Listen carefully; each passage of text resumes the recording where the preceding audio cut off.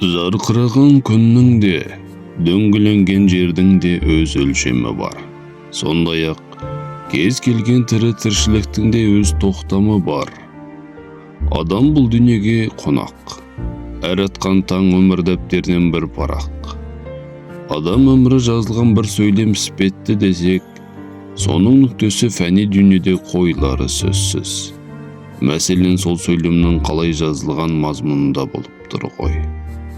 Бір үйдің ғана емес, бүтін бір елдің ырысы бола білген Бәтес анамыз бен Мәді атамыздың өмірі мағына мен мазмұнға толы болды.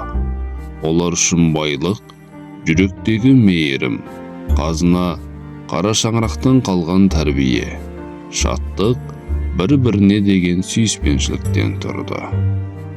Анамыз Бәтес 1941 жылы 12 сәуірде Алматы облысы Нарынқол ауданы Қақпақ ауылында қарапайым отбасында дүниеге келді.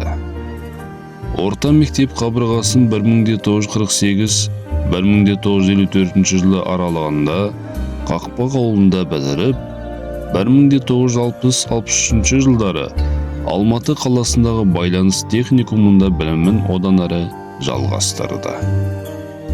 1963 жылы өмірлік жары Мәдімен дәм тұзы жарасып шаңырақ көтерді. Қаратоған ауылындағы Бәйсейіт баба әулетінің абыройлы кісілері, Қанай атамыз бен Күләнді анамыз, о бастан-ақ Шоған абыз елінің текті қызын ақ жарма ниеттермен қуана қабыл алды.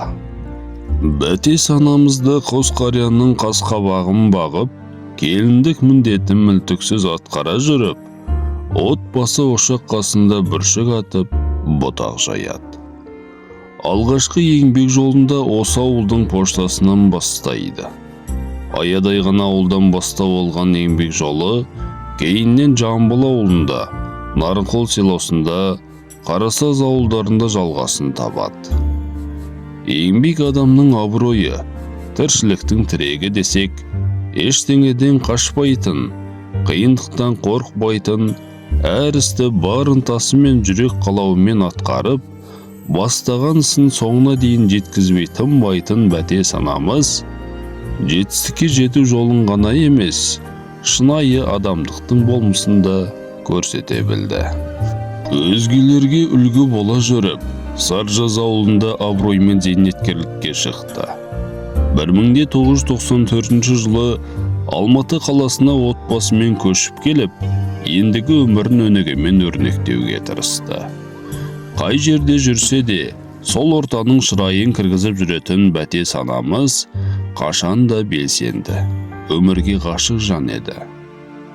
Асқақ армандарымен жанындағы жандардың да шабытын оята алатын рухы мықты жан, отағасымен Еуропа елдерінде де саяхаттап қайтты.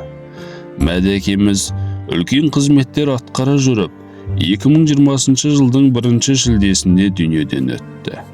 Араға 5 жыл салып, анамыз да бұл бір өткінші бақи дүниені артқа тастап кете барды. Амал нешік. Анамыз шаңырағымыздың шырағын сөндірмей, берекесін кіргізген асыл жан еді. Әулетіміздің алтын қазығы да, шаңырағымыздың ақыл кені де анамыз болатын. Ер азаматын арқа сүйер қорғаным деп ардақтап, өмір бойына піріне санады.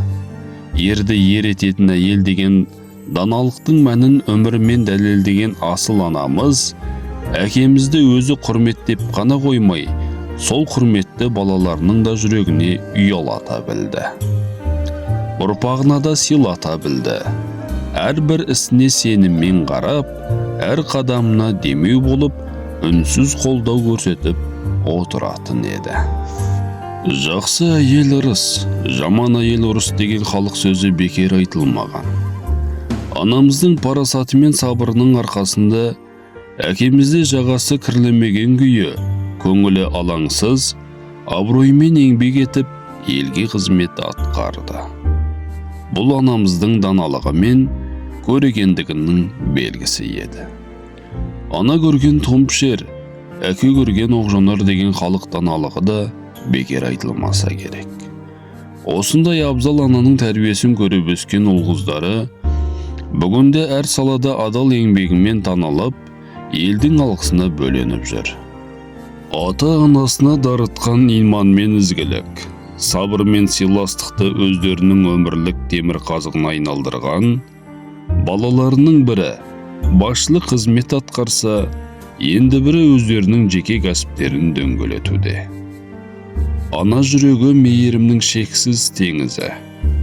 Сол теңізден арылып өскен біз үшін анамыздың орны әрдайым биік. Оның айтқан ақылы, берген тәрбиесі, төккен мейірімі біздің жүрегімізде мәңгі сақталмақ.